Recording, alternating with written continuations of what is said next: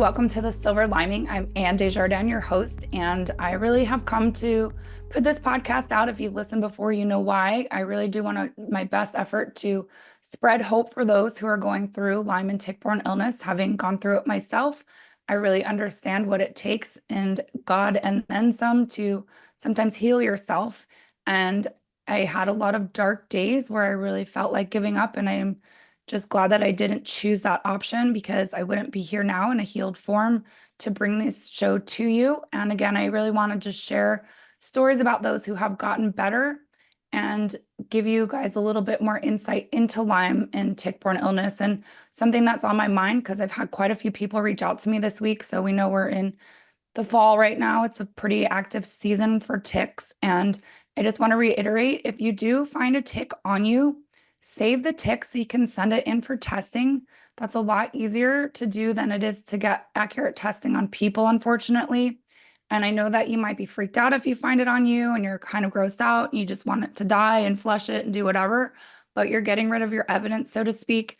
And it just is a little bit harder to make the right choices without knowing exactly what that tick possibly could have contracted to you, and just to support your body. So again, I had someone just reach out to me yesterday, and her husband picked a tick off of her and threw it in the toilet, but she has a mark now today. She doesn't feel quite right.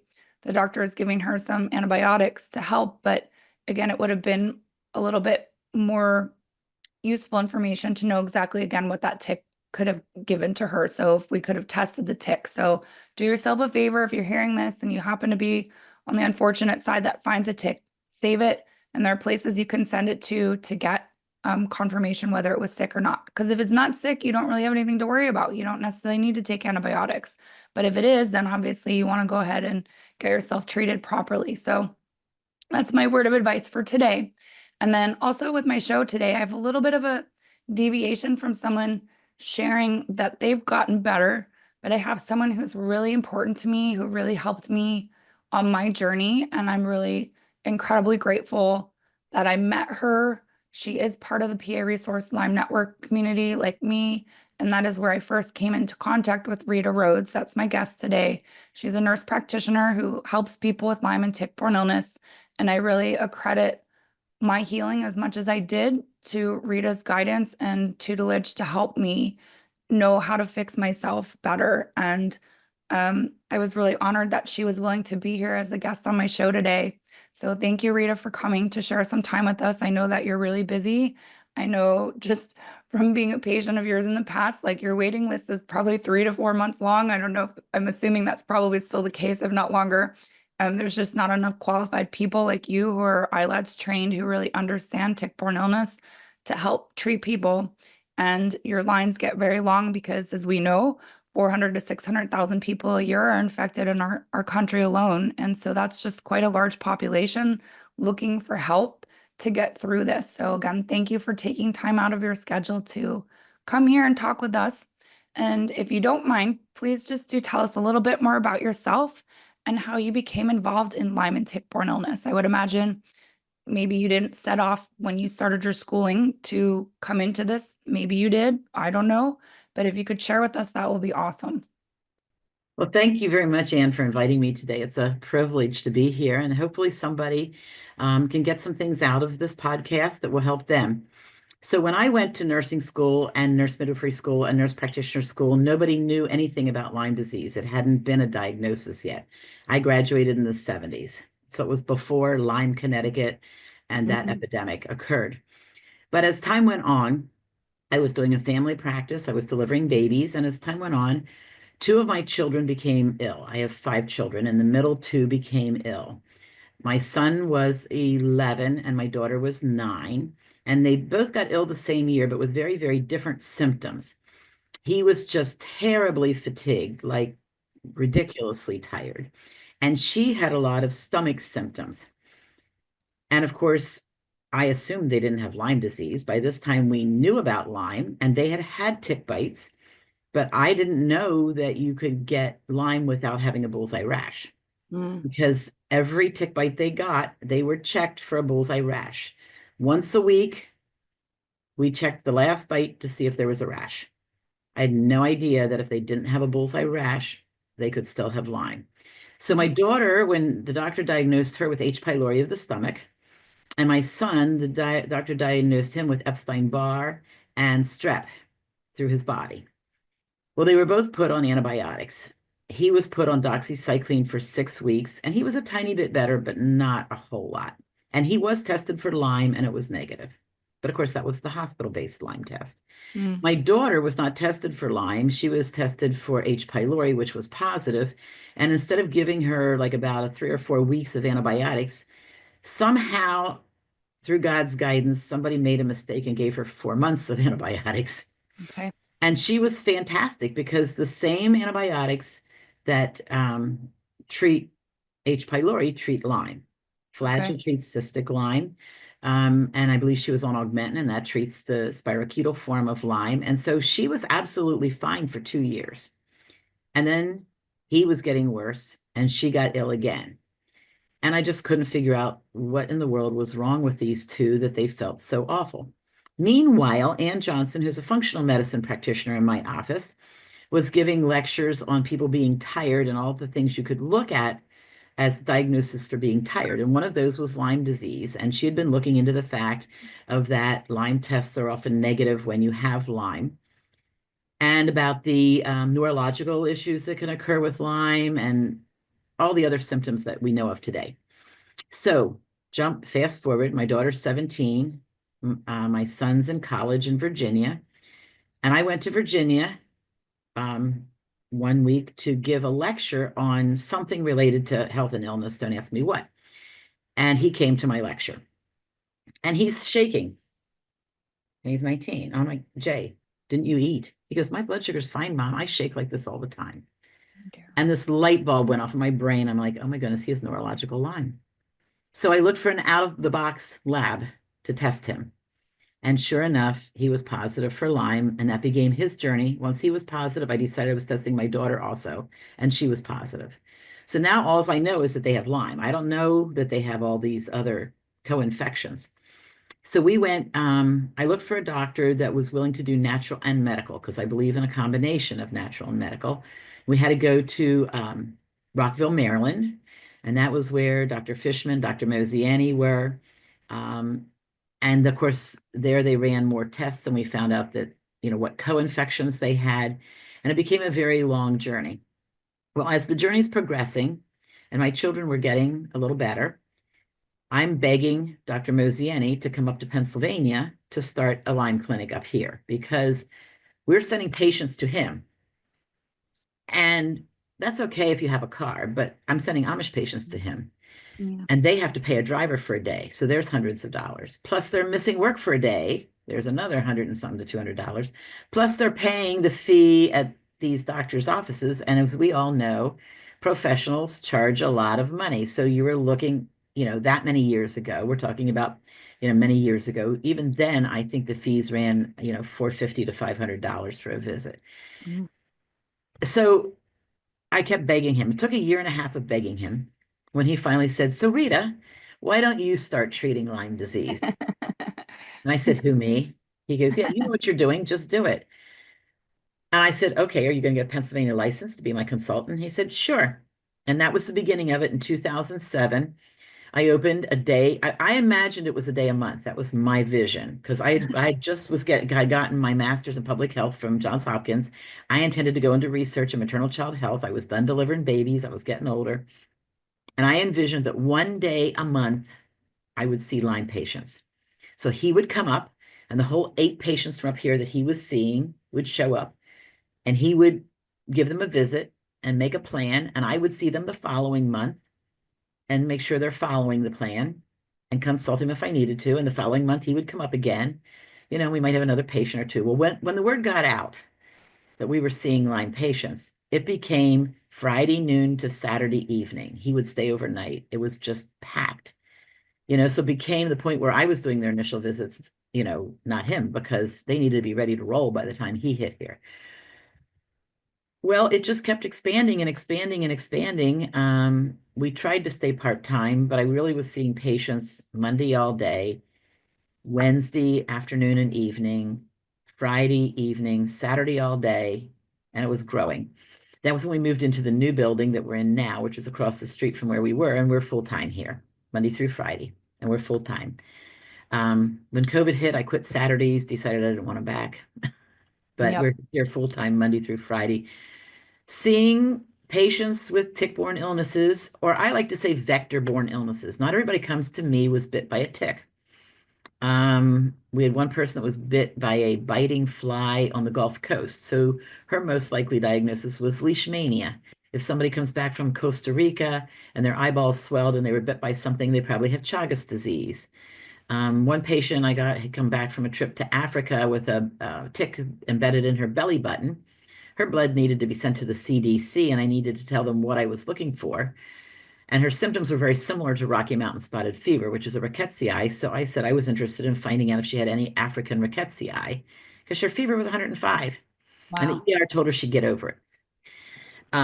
So yeah, the CDC, she did have two African rickettsia, which of course would respond to doxycycline, the same as Rocky Mountain spotted fever. So I don't like to limit it to just tick bites or just Lyme disease. I have a patient currently who got sick after a trip to Haiti, very ill, going downhill, and we've halted the downhill progress, but we're still trying to find out what the organism was in Haiti. It's those organisms are not tested widely here, and we've been having trouble finding places to get some of the tests done. So really, I like to say, vector-borne illnesses, not just tick-borne illnesses. Every now and then we get in a little extra hormonal things. People with tick-borne illnesses, usually their adrenals aren't working, their thyroid isn't working. If it's a guy, he may not be producing testosterone. So we get into some hormonal things with some of the patients. And we try to make sure that they're scheduling all the testing they should, kind of like your family practice, except that I'm not being the family practitioner. I'm saying, did you schedule your colonoscopy? Did you schedule your mammogram? Which doctor's ordering that? And trying to make sure they keep their health up to date while we're treating everything else. During these, how many years are we at now?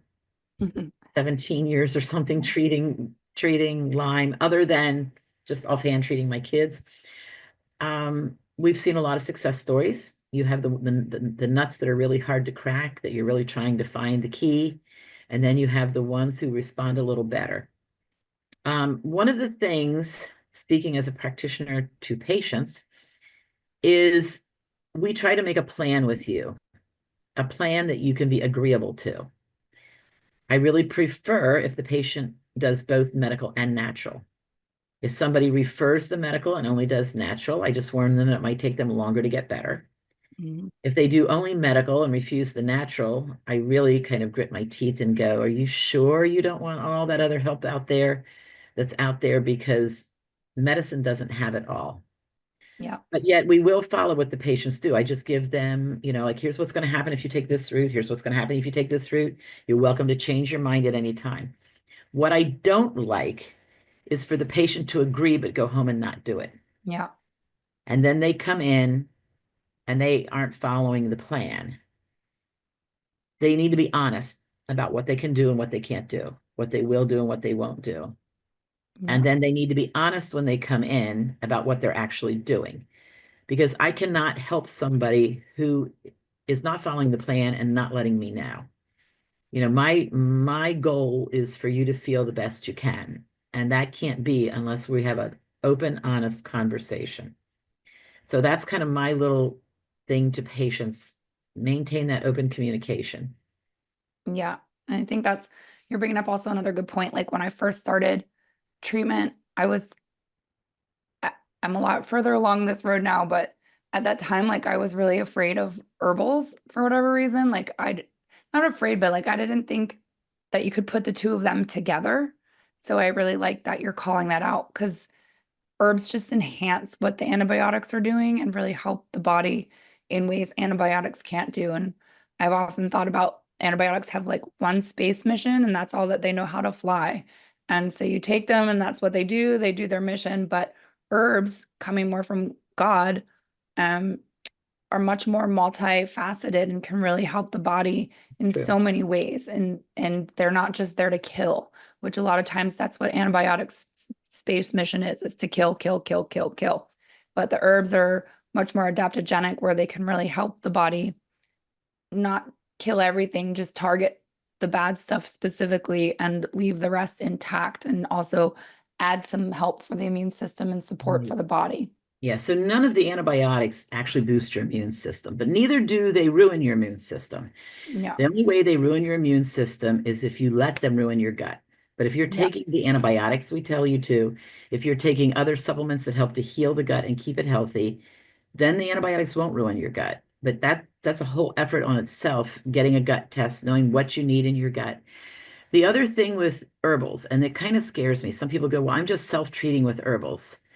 And I get scared because they think that the herbals can't ruin their gut, and they can.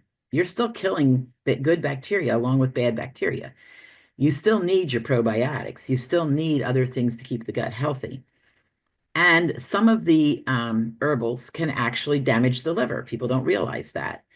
They can actually damage the liver. So if somebody, for instance, is on, American black walnut hull or Japanese knotweed, I want some labs on them every couple of months to make sure their liver and kidney are doing okay and Yeah. not being ruined by an herbal, because herbals, a lot of medicines really come from herbals. There's Yeah. a lot of cross stuff going on there where, an herbal is used to develop a medication. The problem is when they take the medication, they take out the cofactors that had it be all healthy. Yes. But yeah, you still need guidance even when you're doing an herbal protocol, because you need to have your blood work done. And you need to Yeah. know, like, okay, so if somebody's on a beta blocker, um, they can't take Stephania. Okay, somebody goes, I heard Stephania is really good, for Lyme, so I'm going to take it. But they're on a beta blocker for their blood pressure or their heart. And then they start having really nasty side effects. Yeah. One other thing, and a lot of people with Lyme and all that also have um, psychological issues, and they're not psycho. They're not psycho at all. But the Lyme is affecting the chemical balance in their body. So they may get anxiety, they may get depression. I had a patient who was self-treating with um, St. John's wort. And when he treated with the St. John's wort, it wasn't doing enough. And he went to a psychiatrist who prescribed him a medication. My patient asked the doctor, would you like to know what herbs I'm on? And the doctor said, no. Comes to his visit here, and he is having all kinds of nasty reactions. I'm like, what's going on? He goes, well, I started a new psych med. I went, you're on St. John's wort. He goes, uh-huh. I said, those two don't mix. You got to get rid of the St. John's wort now, today, done. And once he Mm. did, he was fine again and could react appropriately to the new medication. But the doctor was like, no, I don't need to know what you're on. When you're going to a doctor, that is a warning sign if your doctor does not want to know what natural things you're on, Yeah. because you can always have interactions. And there can Yeah. even be interactions between medications. If you change medications between visits, you need to let your practitioner know. I had a guy that was on Biaxin for Bartonella, I think. And I sent him to a cardiologist because I didn't like some of his heart symptoms, but I figured he would get a beta blocker. The heart doctor put him on a calcium channel blocker, which does not mix with Biaxin. You can have a heart attack over it. Oh, yeah. Well, fortunately, in a few days, the guy was having symptoms of a heart attack and stopped the Biaxin, but he came to me, he goes, what was going on? And I said, didn't the doctor do a med review with you? He's like, no. I'm like, those two don't mix. They'll kill you. So even if it's herbs, you have got to let your practitioner know what you're on. Yeah. And I find that, like, I'm now an Ayurvedic practitioner, which is a holistic medicine system. And it's crazy to me, the questions, like even just what people are eating or putting into their body, that the doctors don't ask them about, and then they just prescribe something for them. And lo and behold, it's like their diet that's causing their symptoms, say with like heartburn or indigestion or things along those lines. And I just, I can't decide if the doctors are just that busy that they don't have time to ask these questions, or maybe it's not top of mind for them, but it is very important to understand really the chemistry of what's going on in someone's body before just doling out pills to help them, because you really could be doing a big detriment to them by not understanding that landscape a lot better. So it is very critical that people are open about what they're doing to themselves, but that they also are advocating for themselves. And oftentimes I think too, we've been trained that doctors know everything, or they know it's best, but not saying that they don't, but how can they know everything? They're not God. They don't know exactly what we're doing. They don't Right. know exactly what we're putting in our bodies, what we're not putting in our bodies. And so it's our job to speak up for ourselves on that behalf, to make sure that that's being communicated effectively and properly, so that we don't find ourselves in a situation where things are crossing and causing, again, challenges more so. Like just getting better from, I'll take your term, the vector-borne illnesses. Like that's that's very complex. Like that's not necessarily like a straight simple, oh, you've got strep throat and here's your antibiotic. Like there's a lot of layers to that. Understanding people's predisposed conditions, understanding the co-infections, because a lot of times I'm sure, I would imagine many of your patients have more than one infection going on that they've contracted. And I don't know, like it's not like, having gone through it. I mean, it took a long time to like peel back the layers and really figure out exactly what's going on in there. That's exactly the word, peel back the layers. I Yeah. tell people, think of it as an onion. We peel back a layer and now we find the next thing. It's not even just all Lyme and all its co-infections. I mean, you could have gotten Epstein-Barr when you were a child from somebody. And now you've got Lyme, and so your body can't control the Epstein-Barr anymore. And so now your Epstein-Barr is wild and you're having problems with fatigue and brain fog from it, and it might not be the Lyme. Yeah. And then there's everything else that interacts with that. It's hard to believe the number of Lyme patients I have who have mold in their body. You cannot get well if you don't treat the mold. The mold inflames your body, inflames your brain, it ruins your gut. I mean, it's really whole. And then there's the people with heavy metals. There's the people with environmental toxins. One guy got ill after he was exposed to um, it was some kind of an environmental industrial contamination. And he was the company that was supposed to clean it up, and he got really ill. Okay, so that has to come out of him. But why did he get so ill? Oh, as we do all the testing, he has Lyme. Well, so he couldn't fight, he couldn't clear because he had Lyme. But Yeah. you can't just treat the Lyme, you have to get the toxins out of the system too. Yeah. I'm glad that you brought that up. That was one of my questions for you, was how you see mold impacting people, because the further I get in this podcast, probably up to 60, 65 interviews by now, like that is prevalent in at least half of the people that I talk to, is mold.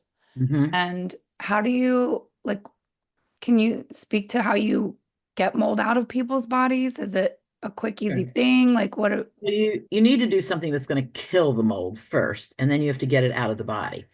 So I used to use transfer factor Enviro from Research Nutritionals, but the FDA has asked them to quit making it because I don't know, the way it was made, they felt like it was too scientific, and they're not a research lab. Actually, it worked really well. I'm trying not to be nasty in the way I say it. Okay, so that gives us two other options for killing. One is itraconazole, if we can't use the transfer factor in viral. Itraconazole is a prescription. It's a heavy hitter. You got to do your labs for your liver and kidneys. And it's twice a day, but it does kill mold. That's what it was made for, was killing aspergillus specifically. And most of these mold toxins come from aspergillus or something similar. The other one is A-FNG, and that's from Byron White formula. So if Okay. somebody wants to go natural or doesn't have insurance, because itraconazole is pretty pricey, Yeah. they can do the AFNG, but they have to start really slow and work up. To get it out, there's the prescription cholestyramine, otherwise known as Questrin or Prevolite. And then and you can also get it as bulk plain without any additives. But if you do that, your insurance doesn't cover it. And then there's Mycopool, which has various natural things in to pull the mold out of the body. And other companies have other things that help to pull it out. Charcoal can pull it out. But the problem with pulling mold out is you've got to do it slow. If you bring the mold out too fast, you get very, very constipated. So like if I'm using the cholestyramine, Questran, whatever, the prescription one, I start people with a finger lick, literally. dip your finger in water, put it into the powder, whatever is on your finger, kind of shake it off so there's not much left, put it in the water, stir it, and drink it. Okay, that didn't give you constipation in 3 days. Then try 2 finger licks, and you keep on going until you're like at a quarter of a teaspoon, and then half, and you work your way up. Otherwise, you'll be rock hard with your stools, and that's no fun. And then you're just reabsorbing the chemicals. Yeah, yeah, because that's a good elimination pathway, But you obviously. got to find out where you're getting the mold, so you have to figure that out and get rid of it. If it's in your workspace, you want to, talk to, the boss and say, I need a different room, I need a different space, or you guys want to do mold remediation. If it's your home, again, it's figuring out where it is. One person, it was in her CPAP machine. It wasn't the house at all. It was the CPAP machine. They had never taught her to properly clean it. Hmm. So, and it's really, if you have mold through all your house, it is expensive to remediate. But there's not a whole lot of point in doing it piecemeal because the rest of it's still there and it's just going to contaminate the space that you just cleaned. Yeah, So, it's kind of like a do it all sort of thing, unless you're going to have one room that's kind of sealed off and you stay in it. But that's hard too. And I feel bad for people. I mean, it's expensive to do mold remediation. You're looking at somewhere between probably 11, 12,000 and 20,000 if you have, if not, I'm not talking about just a little corner of your roof. I'm talking like you got mold in your basement, you got mold in your attic, and you've got to get rid of all this. Um, yeah, you do your HVAC system. We remediated the beginning of this year. So it was, you know, draining the basement properly, treating the walls properly, not just with that, I don't know, whatever you buy in Walmart. Um, dry Tearing lock. everything out, tearing every piece of drywall, wood, two by fours, everything down to the bottom, spraying things, ozone. We did ozone treatment to the house then for any loose mold. We did the HVAC system. I mean, it was just we did this the wood stove, the chimney. I mean, it was a big undertaking, but now our house should be relatively mold free. Yeah. And did you use an ERMI test or how did you, No, we had a company come in. I mean, it was obvious we had Lyme. I knew it. I could see it. We oh, just mold? wanted Yeah. to know what did we have to do to get rid of it. Yeah. And I mean, this was my second, I'd gotten an estimate before several years ago. It was 12,000, and this guy was in the same ballpark years later. So, and I figured, okay, that's what I got to spend. And Yeah. this guy was local, so he was gonna, he wasn't gonna ruin his reputation locally. Yeah. Yeah. And I feel bad for people when they are in that situation too, because I know it's expensive to fix that problem, but I feel like you could treat till the cows come home for Lyme or other infections, but if you don't get to the root of the mold, I think you're You're kind not of gonna get just better. wasting your money. Like you're Yeah, just, you are. Because a lot of people spend 10,000 a year just trying to treat the Lyme, yeah, and whatever the co-infections are. So if I've had a couple of people who've kind of put their Lyme treatment on hold temporarily because they can't afford to do mold and Lyme. yeah, Am I happy they're having to put the mold treatment on, I mean, their Lyme treatment on hold? No, because it's going to get worse. But if you only have so much money, you got to get rid of the Lyme. And they can always, if their Lyme symptoms start getting a little bit worse, you can always jump in with a few months of antibiotics again to hold it at bay till you get rid of the mold. yeah, You got to get rid of the mold. Some people, if you're renting, you can always move to another place. But if you own the house, that's just a whole different ballgame. truly. And that's what I've got a couple people on that boat right now that they're like my one friend, for example, has been treating for Lyme and co-infections for 5.5 years, and he's still sick. And I Mhm. was like, did they check you for mold? Did they check you for metals? Like my head almost popped off when he was like, no. And I was like, what? Like who's like they should know in this space that that's imperative to understand if those toxins are in your body. And when he did get tested for mold, his ochre toxin level was super high. And then just through the research I've done on that, he's got kidney stones too. And supposedly ochre toxin can cause kidney stones. So Necrotoxin can kill the kidneys. It can cause cancer. yeah, It's neurotoxic. It's can damage the liver. I mean, just about any part of your body can be damaged by ochratoxin. yeah. Nasty. And And it that's comes what basically from aspergillus.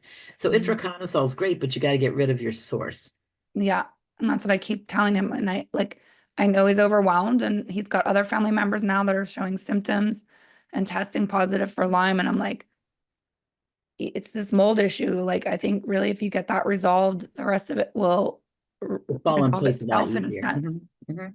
So thanks for talking more about that. Cause again, I don't know if I really understood the true importance of that until I started doing these interviews. Cause I learned actually that when I was a kid, our house had black mold in the bathroom and my dad would clean it Hmm. sometimes. And then I'm pretty sure my old house, I had it too. And I've been living in this house now for 4 years. I don't have mold here, thank God. And like I look back on my symptoms and I'm like, was it mold or was it Lyme? I don't know. Like really when I started to get Combination. fully better was when I think I got out of that moldy environment. And I just like the light bulb never really went off before. And so it's just like, man, I really, again, hearing all these people talk about it, it's like, no, that's really imperative. That's really urgent that you get that Mhm. fixed. And I'm actually going to take a class coming up on it soon because I just want to understand more and how to help people more succinctly Mhm. with those Mhm. challenges. I'm curious too, do you see is there one vector-borne illness that you see predominantly? Is it Lyme that usually people I have would or say, okay, so if you say infections, it mm, probably would be Epstein-Barr. If you say mm, tick-borne infections, Lyme would be number one and Bartonella number two. Now, mm, are Mycoplasma and Chlamydophila pneumoniae, are they tick-borne, respiratory-borne? How did you get them? Because it's unusual for somebody to not have Mycoplasma. So if you're saying it was tick-borne, then that jumps into the number two place rather than okay. Bartonella, because almost everybody has Mycoplasma. But how did they get it? Did somebody cough in their face, sneeze in their face? Or did the tick bring it? I mean, if they Mm, got pneumonia and bronchitis, I'm going to assume it was respiratory. But if they didn't have any bronchitis, any pneumonia, their titers are high and they're achy and sore, I'm going to assume that they got it from the tick. But that's just an assumption. There's not a real way to do it. And then, of course, the next ones are your babesias, and the thing is there's more than Babesia microti and Babesia duncani. That's the only two that have titer tests available at the labs. But, there's many other Babesias. Um, for general Babesia, there's the Babesia fish at IGeneX, and that checks for quite a few species for their RNA. And then T Labs in Rockville, Maryland, that one checks for Babesia otocoili, which is very common in the northeastern United States. And some of the WA1 Duncani Babesias that are positive are probably really otocoili because they cross-react. mm, And then what do I see next after that? Maybe anaplasma. okay. And is that how do you get that? Is that from a Ticks, vector? ticks Okay. only. Okay. Anaplasmas, ticks, Ehrlichias, ticks. Although dogs transmit Ehrlichia canis to each other by licking each other. So Huh. every time I see a dog licking somebody's face, I go, "Ugh." Uh, Are they carrying Ehrlichia? mm, good to know. Good to know. I'll have to Yeah. talk with my dog about that. Mm, yeah. Because that's the other thing is like I know I had mycoplasma and I was like, I wonder because myco is mold, right? Like I believe that myco is meaning mold. And so I was like, does that come from a tick? Is that just an opportunistic pathogen that comes when your immune system is down? Is that something that you have before and it's activated more so through the experience of And getting Lyme? it's probably all the above. I mean, to be true, because ticks can bite all kinds of things. And then they can bite you. So if they were biting a bird that had psittacocci and now they bite you, you could get psittacocci. I Mm. have patients with psittacocci. It's fairly rare, but yet my Lyme patients have psittacocci. So I'm like, okay, where did you get it? Huh. If they have chickens, maybe they got it from the chickens. But if they didn't have chickens and they don't have parrots and they don't have parakeets, then where did they get it? And then you have to go back to the tick. Same with tularemia, that's rabbit fever. You didn't touch a rabbit in your life, then you had to get it from a tick. Huh. Huh. I didn't realize that's what tularemia was. Hmm. Wow. Okay. And then in your opinion, like, and I know the show, we're not designed to be giving medical advice. That's really not the idea, but I'm just curious from your practitioner standpoint, like, is there one thing that you see that really helps people the most? Is there, or is it generally just like a combination of a lot of different things? I feel like I did Okay, a so the million things. first thing to me, the thing is that they put the money into the testing so they know what they're dealing with up front. Okay. And I mean, and the insurance does pay for an awful lot of the testing. There's not a whole lot that you have to pay for out of pocket, but I do think it's important to know what you deal with. That anything that you have symptoms for that you test for it up front, so we can make a plan that makes sense. So, like if your biggest symptom is anemia, night sweats, and shortness of breath, but your joints aren't hurting you at all, then I'm going to say, well, babesia is your main issue, not Lyme. So we're Yeah. going to treat Lyme, but we're going to treat babesia the hardest, the heaviest first. Well, if you didn't do any babesia tests and we have no positive babesia, we don't have a starting point. We don't even know what we're dealing with. Yeah. And it's not that I'm unwilling to treat based on symptoms, but it's really nice to be able to say, okay, it was positive here. We treated, the symptoms are gone, and it's negative, success. Yeah. Um, so the other thing is that persistence. So people get tired of doing all this. They get tired of this number of medications, this number of supplements, etc. And then they just simply stop. And then we backslide. And then we have to start all over again. So they're not doing themselves any favors by just not doing it because they're tired of it. So I have people ask me, and I think this helps to put it in perspective. They're like, okay, so I only want to take like four things. Tell me which four. So I lay it out like this. Okay. So this, and this are treating your Lyme. This, and this are treating your Bartonella. This, and that are treating your Babesia. This, and that are treating your Anaplasma. And I go through all, here's your Epstein-Barr. I'm like, now, which ones of these do you not want to treat? Let's pick which one you want to treat.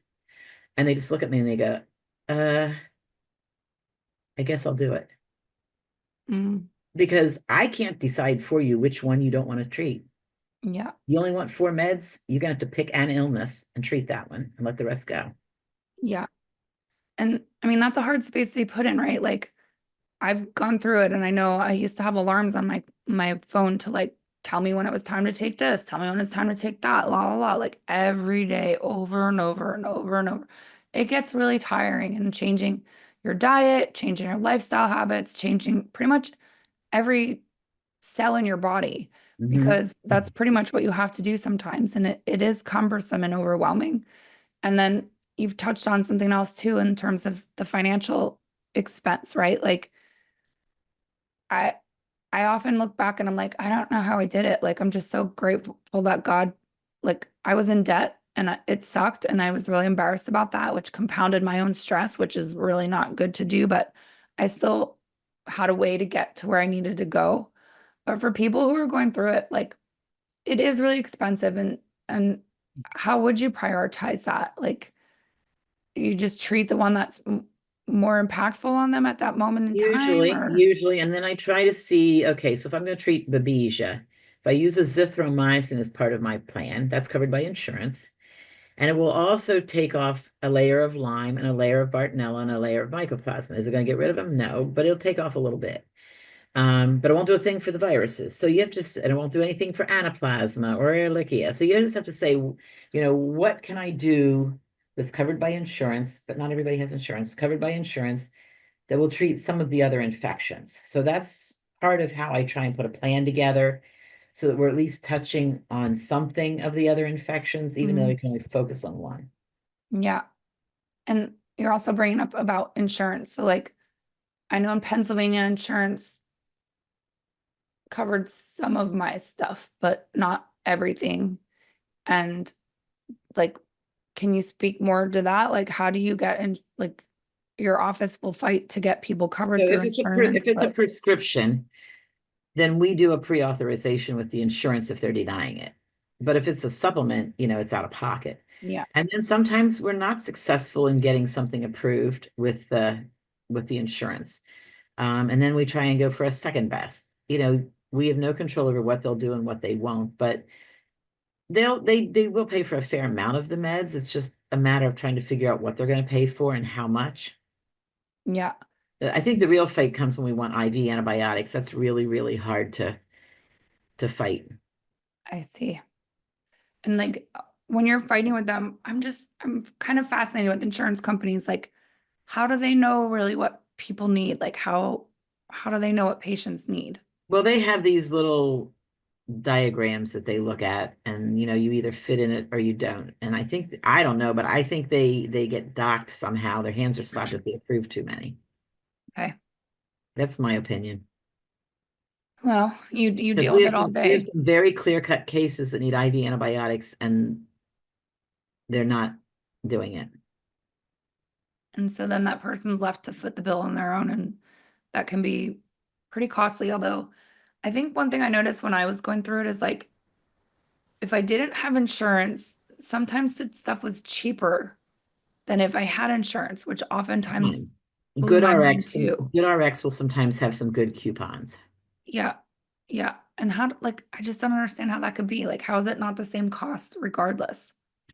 Okay, so insurance companies have these managers who deal with the drug companies, and they set the prices that way. And it's one of the things that the new administration wants to get rid of, because all that does is drive up the cost for everybody on meds, because they're trying to save the insurance company money, put a lot of money in that manager's pocket for what he saved the insurance company, and put money in the drug company's pocket. Yeah. So yeah, it does. It's very rigged.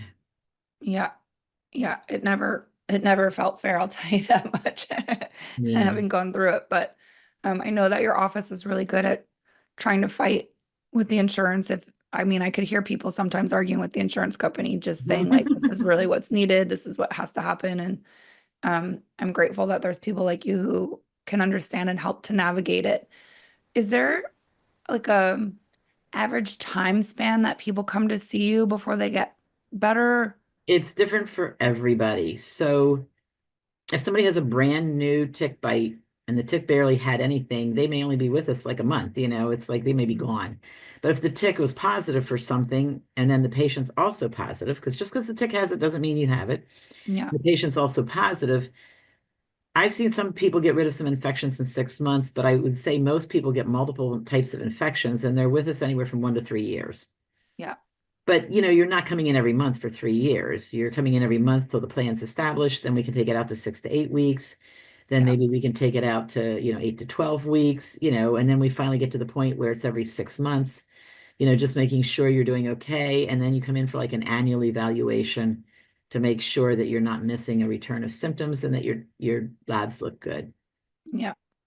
And do you find that usually once people get past things, do they relapse or they're generally good to go forever? Everybody's different. A lot of people get a subsequent tick bite Okay. and then they're back. Okay. And then you do have some people, they have some kind of stress in their life and their body can no longer control whatever's in there, and they get sick again. Yeah. And then you have some people who really do stay fine. They eat well, they exercise, they take good supplements, they don't get a tick bite, they Yeah. don't have undue stress, and they really do stay fine. I mean, there's people who I haven't seen in ages because they're fine. Yeah. And so how do you think stress impacts this? Well, when you have any kind of stress, your body can't fight a whole bunch of stuff at once. If it's fighting stress, it can't fight Lyme. Mm, okay. People notably get worse when they're under stress. And then can I ask how your children are doing now? So my son, he has his doctorate. He's a chiropractor. So he did fine. He followed everything I wanted him to do, and he did it well, and he's doing well. And he's a chiropractor, has his doctorate. My daughter is doing fairly well. She never really followed the plan like you're supposed to. So she still tests positive for some infections, but she's working full time. Yeah. So she's not as sick as she was back in high school, when she originally got ill. But I wouldn't say she's 100% fine, but that's partially her fault because she was not a good plan follower. Okay. And she will tell the teenagers who come in here, listen to what she's saying and do it. Yeah. Do not do as I did. Well, again, it can be overwhelming and it's not that exciting to have to completely change who you are and like the way that you live and I see it as like a permanent accountability coach, right? Like people show the devil and the angel on your shoulder and it's like, well, you've got your vector-borne tick-borne illness over here and then you've got all the other unhealthy things over here. And like, you got to listen to this one because this one's not going to do you any good. Like, this is just going to make this one angry. And so it's your permanent accountability coach through life. And honestly, I'm grateful for it. Like, it's made me a much better person, and I've evolved so much more into a better human, in my opinion, if I will like use that term, better human. But it was hard. It was very hard. And I am again grateful because now I've adopted much better lifestyle plan, like going to bed on time, eating Mhm. healthy, exercising, taking care of myself, like doing the things that we're technically supposed to be doing anyways to take care of our body and keep ourselves in a good space. So I kind of don't mind it from that perspective now that I'm through the thick of it. Like in the middle of it, it was not that exciting, but coming out to the other end, You're doing great now. yeah, It's behind you. And if you do all the right things and don't get a tick bite, you should stay fine. yeah, Did you exactly. have any other specific question you want to ask me before we go? Yeah, just really like again, in the thought of spreading hope, just really maybe like what's one thing that people could hold on to, or like what is the best thing that you see that comes to people out of a result of getting Lyme and tick-borne illness? I think that they have a better appreciation for health. Mhm. And the ones who really, really do put their effort into having a healthy lifestyle get better faster and stay better. So I Mhm. think, it's like there's all these things we talk about you taking, but you really need to emphasize the healthy lifestyle, exercising, eating correctly. Um, that's really it. And we do see those. We see the successes, people who don't have to come back. They're so Yeah, happy when I discharge them. I go, okay, I don't need to see you for a year. That's just 1 year for your annual checkup. You're good. And it makes them so happy that they've managed to change their lifestyle enough to overcome. yeah, yeah. And I guess then too, as a final thought, what's the best thing that's happened to you as a result of choosing this as a path to help people? Best thing that's happened to me is probably being able to help so many people feel better. I Mm. mean, when nurses are basically helpers, so Yeah. I'm able to help people feel better. And it has made me even change some of my own lifestyle, because I'm telling them to do this. I guess I should be doing it too. I'm telling them to be gluten free. Why aren't I? Mhm. Um, so yeah, it's helped my lifestyle too, but really I'm in it to help people feel better. And it's just amazing when we see that come about. Yeah, that's beautiful. Well, again, I appreciate your time and your insight and just the help that you gave to me. I really like there was a lot of stuff that I had to do on my own, right? But Of like you're course. there as a guide and you're there to make sure that Mhm. you're kind of walking the right path and doing the Right. right things for your body. Mhm. But I really truly thank you from the bottom of my heart because I was very close to checking out of this planet. Like I just didn't want to be alive anymore. I really struggled with understanding what was wrong with me for 7 years before I got to see you. And um, But once you understood the plan and what you had to do, you did it. You there was, latched on and you did it and you did that's it right. well. That's right. So anybody, if you're wanting to feel better, you've got to latch onto the plan and take ownership of it. Yeah. And I think also give it enough time because that's Correct. the other thing I see Don't think you're going to be people. better in 2 months. It doesn't work like that. It's Yeah. a marathon. Yeah. But you'll Exactly. get there if you just keep going. The marathon, you have people who race it, people who walk it, but you got to finish it, regardless of how fast you're going. You got to finish it. And Yeah. it's a marathon. It takes a while. Yeah, because it takes 7 years to get to the point of like not wanting to be alive anymore. And it probably took me an equal amount of time to get to the point where I am Mhm. now, that I don't have any symptoms, that I don't have any more problems in my body. Like I feel great. And That's I good. have a little bit of a raspy voice today, but outside of that, like I don't, that fatigue, I don't have that weird feeling in my face. Like all that stuff is far behind me. And I can That's almost not awesome. remember it because it's been so long. Yeah. But like it took me a long time to get there and a lot of effort. And so, just for the people listening, again, commit yourself to this. You deserve a good quality of life, you deserve good health, and you Definitely. have to put the effort into it. Like, it's not just we've been so trained at this point in society to just pop a pill and you're feeling instantly better. It doesn't quite work like that with this. And you really do have to make Mhm. some really big concessions with your lifestyle and figuring out a different path forward for your health. But it is so worth it and you are so worth it. But Again, Rita, thank you from the bottom of my heart for what you do, because I know it's not easy and you deal with a lot of sick people. And I can imagine that's probably pretty taxing to the soul after a while. But I just applaud you for your effort and for continuing to show up for people and for making a space here in our community that people can go to get help, because it's imperative. Okay, well, thank you for the opportunity to share. Yeah, thank you so much. I wish you the best day for the rest of the day and forever too at that. Thank you. Thanks, Rita. Bye. Bye.